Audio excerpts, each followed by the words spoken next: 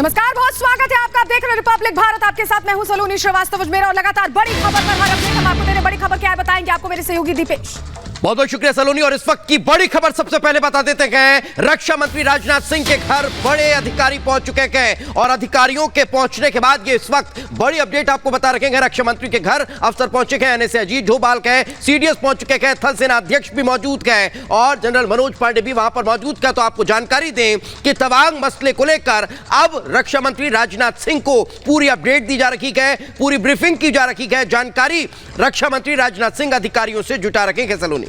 बिल्कुल, तो जिस तरह से ये घटना सामने आई कल 9 तारीख की घटना, 9 दिसंबर को जो झड़प हुई है तवांग में, उसको लेकर रक्षा मंत्री बैठक ले रहे हैं। एनएसए अजीत डोभाल पहुंचे हुए हैं और घर पर ये मीटिंग चल रही है। एक और बड़ी खबर इसी से जुड़ी आपके सामने रख दें। एक और बड़ी खबर मिल रही है जहां रक्षा मंत्री से मिल सकते हैं विदेश मंत्री। इस वक्त की बड़ी खबर, थोड़ी देर में राजनाथ सिंह के घर आ सकते हैं एस जयशंकर। रक्षा मंत्री के घर बड़े ऑफिसर्स पहले से मौजूद है दीपेश, और ये बैठक अगर होती है विदेश मंत्री के साथ, ये भी अहम हो जाएगी। बिल्कुल, तो वाकई में तवांग के मसले को कहीं ना कहीं अब सुलझाने के लिहाज से एक बड़ी बैठक चल रही है, बड़ी एक्सरसाइज रक्षा मंत्री राजनाथ सिंह के घर को रखी है। तमाम बड़े अधिकारी मौजूद है। तो वहीं एक और ये बड़ा अपडेट मिल रहा है कि यहां पर एस जयशंकर भी पहुंच सकते हैं। और एक और बड़ा अपडेट आप तक पहुंचा देते हैं। तवांग पर रक्षा मंत्री राजनाथ सिंह अपना बयान देने वाले हैं। संसद में रक्षा मंत्री राजनाथ सिंह 11 बजे अपना बयान देंगे। तो तवांग मसले को लेकर रक्षा मंत्री राजनाथ सिंह इस वक्त अधिकारियों के साथ बैठक कर रखेंगे और उसके बाद फिर संसद में 11 बजे अपना बयान देंगे। इस वक्त सीधे अनूप का रुख करते हैं। हमारे सहयोगी अनूप हमारे साथ जुड़ चुके हैं। अनूप, क्या ताजा जानकारी फिलहाल इस वक्त क्या कुछ चल रहा है रक्षा मंत्री के घर पर? दीपेश, जो हाई लेवल मीटिंग है, जो बैठक है, वो इस वक्त राजनाथ सिंह के घर पर अंदर चल रही है। एनएसए हैं, सीडीएस हैं और जनरल मनोज पांडे भी हैं। और देखिए, एक सबसे बड़ी बात मैं आपको बताऊं, क्योंकि आज सत्र भी चल रहा है और सत्र में जवाब भी देना होगा। राजनाथ सिंह सत्र में अपनी पूरी बात रखेंगे। चीन को लेकर भारत की जो स्ट्रैटेजी है, क्या अगर रणनीति बनेगी, तमाम बातों को रखेंगे। इसके लिए पूरी तैयारी, पूरी बात जाननी जरूरी है कि आखिर वहां हुआ क्या था और कैसे अभी क्या स्थिति हालात है वहां पर। तो तमाम अधिकारी अंदर मौजूद हैं और आगे की रणनीति भी ठोस बनानी होगी, क्योंकि चीन की जो चालाकी है वो कई बार सामने आई और चीन बाज नहीं आ रहा है। लेकिन इस बार जो हुआ, चीन ने शायद ऐसा सोचा नहीं था कि 300 सैनिकों को लेकर जाएंगे और तैयारी पूरी मिलेगी भारत की तरफ से। लेकिन भारतीय सैनिक पूरी तरह से मुस्तैद थे, मुंह तोड़ जवाब दिया। और उसके बाद हालांकि कमांडर लेवल की फ्लैग मीटिंग भी हुई है, उसके बाद स्थिति कंट्रोल में जानकारी तो मिल रही है, लेकिन उसके बावजूद ये तय किया जाना जरूरी है कि आगे क्या होगा, आगे रणनीति क्या होगी। देखिए मीटिंग चल रही है और गाड़ियों के निकलने का सिलसिला भी शुरू हो गया, क्योंकि संसद का सत्र भी चल रहा है। और ऐसे में राजनाथ सिंह को संसद भी जाना है। हो सकता है वहां वो अपनी बात रखेंगे और ये भी जानकारी मिले, क्योंकि ये मामला इंटरनेशनल है, बॉर्डर से जुड़ा, एलएसी से जुड़ा हुआ है। तो एस जयशंकर से भी बातचीत हो सकती है, एस जयशंकर भी आ सकते हैं या फिर मुलाकात कर सकते हैं राजनाथ सिंह। बेहद अहम ये बैठक इस वक्त, क्योंकि जो रणनीति उस पर भी चर्चा होगी। आगे क्या बनाई जाएगी, क्या इसका समाधान हो सकता है, तमाम बातों पर इस वक्त अंदर बातचीत चल रही है। तमाम जो बड़े अधिकारी है वो अंदर दीपेश मौजूद हैं। सलोनी, में आपको बता दूं कि इसके बाद ये भी कहा जा रहा है कि 11 बजे सत्र जब शुरू होगा, उस वक्त वहां राजनाथ सिंह अपनी बात भी रखेंगे। इसको लेकर सियासत भी अनूप होती नजर आ रही है। क्योंकि असदुद्दीन ओवैसी ने सवाल खड़े किए हैं और हमारे साथ विशाल भी जुड़े हुए हैं, हमारे सहयोगी।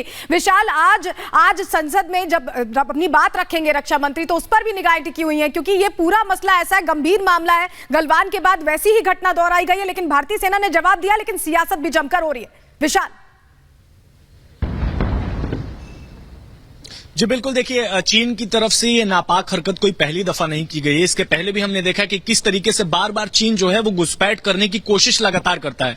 सबसे पहले मैं आपको बता दूं कि 9 दिसंबर को perception LAC, Indian perception LAC और चाइनीज परसेप्शन एलएसी को लेकर पेट्रोलिंग चल रही थी और इसी बहाने चीन के जो सैनिक है, लगभग 300 के आसपास, वो घुसपैठ करने की कोशिश कर रहे थे। लेकिन शायद उनको पता नहीं था कि इंडियन आर्मी जो है और जो हमारे सैनिक हैं वो कहीं ना कहीं पूरी तरीके से पहले से तैयार थे और मुंह तोड़ जवाब दिया, जिसके बाद कमांडर लेवल की फ्लैग मीटिंग है वो हुई और फ्लैग मीटिंग होने के बाद ये साफ हो जाता है कि सैनिकों के बीच में कोई वार्तालाप या डिस्कशन नहीं होगा। दोनों देशों के जो सैनिक हैं उनका डिसएंगेजमेंट हो जाता है और फिर बहरहाल ये तस्वीर है कि दोनों देशों के सैनिक जो हैं वो डिसएंगेजमेंट हो गई है। फ्लैग जो मीटिंग है वो हो चुकी है, लेकिन सबसे बड़ी बात यह है कि विपक्ष फ्लैग मीटिंग हो चुकी है, लेकिन ये फ्लैग मीटिंग भारत ने इनिशिएट की थी और पहले भी हम डोकलाम देख चुके हैं, गलवान देख चुके हैं और अब तवांग में ये कोशिश हो रही है। हमारे साथ लगातार रक्षा विशेषज्ञ प्रफुल्ल बख्शी जुड़े हुए हैं। प्रफुल्ल बख्शी साहब, जो तस्वीरें हम देख रहे हैं, जो खबरें आ रही हैं, बार बार ऐसी हिमाकत चीन की तरफ से की जा रही है और सबसे बड़ी बात 17,000 फीट पर वो कब्जा करना चाहता था, पोस्ट बनाना चाहता था कि एक विंटेज पॉइंट बना लिया जाए, वहां से दबाव बनाया जाए भारत पर, लेकिन नाकाम रहा भारतीय सेना की वजह से। Thank you very much. मैं इसमें आपको 2 पॉइंट बताऊंगा। सबसे पहली बात है, जब मीटिंग कॉल होती है और उस समय आप एक्शन करें, वो उसको परफिडी बोलते हैं, यानी कि आप धोखे से आप हमला करना चाहते हैं जब मीटिंग हो रही है। ये जिनीवा कन्वेंशन के तहत खिलाफ बात है। दूसरी बात ये है, वो हाइट्स लेने की कोशिश करेंगे क्योंकि जिसके पास हाइट्स होती हैं उसकी जीत मुकर्रर होती है अनटिल एंड अनलेस भारतीय सेना जैसे सैनिक हों जो कारगिल में भी वो ओवरटेक कर गए, वो दूसरी बात होती है। चाइनीज़ की एक कैपेबिलिटी नहीं है कि वो हाइट के ऊपर अटैक करें अनटिल एंड अनलेस वो खाली पड़ी हो। तो चाइनीज़ ने सोचा कि वो हाइट्स पे ऑक्यूपाई कर लेंगे, खैर वो फेल हुए। पर बात सारी ये है, हमें ये पता होना चाहिए चाइनीज़ इस समय हिमाकत इसलिए कर रहे हैं कि तवांग एरिया जो है जिसके अंदर वो कार्यक्रम कर रहे हैं उसके पास में भी उनकी पूरी की पूरी प्रिपरेशन हैं। थागा जो नामकाचू के ऊपर जो रिज है वहाँ पे उन्होंने पूरा का पूरा एक गढ़ बनाया हुआ है, एक ह्यूज मिलिट्री कैंप है मुमला पास के बगल के अंदर मिलिट्री बेस है, एक छोटा मिलिट्री बेस है और एक रडार साइट है, इलेक्ट्रॉनिक इंटेलिजेंस गैदरिंग है। मतलब ये है कि उनकी पूरी तैयारी है और उनके 4 एयरफील्ड हैं जो साउथ सेंट्रल तिब्बत में है, वो मिलिट्री अभियान को सपोर्ट करेंगे। नहीं तो अगर उनकी तैयारी है सर, तो फिर एक बड़ा सवाल ये होता है कि फिर हमारी स्ट्रेटेजी क्या हो, क्योंकि हमने गलवान में उनको सबक सिखाने की कोशिश की, अब क्या स्ट्रेटेजी होनी? आपने बिल्कुल ठीक कहा। हमारे को थोड़ा हमने आपको तैयारियां देर में शुरू करी, ये तो किताब पहाड़ों पे भी लिखा हुआ है, पर देर आए दुरुस्त आए। हमने अब तैयारी शुरू कर दी है, पर अभी भी हमारे पास में और भी रोड और रेलवे लाइन कंस्ट्रक्शन का काम तो बाकाया है, पर हमारे एयरफील्ड बिल्कुल तैयार हैं।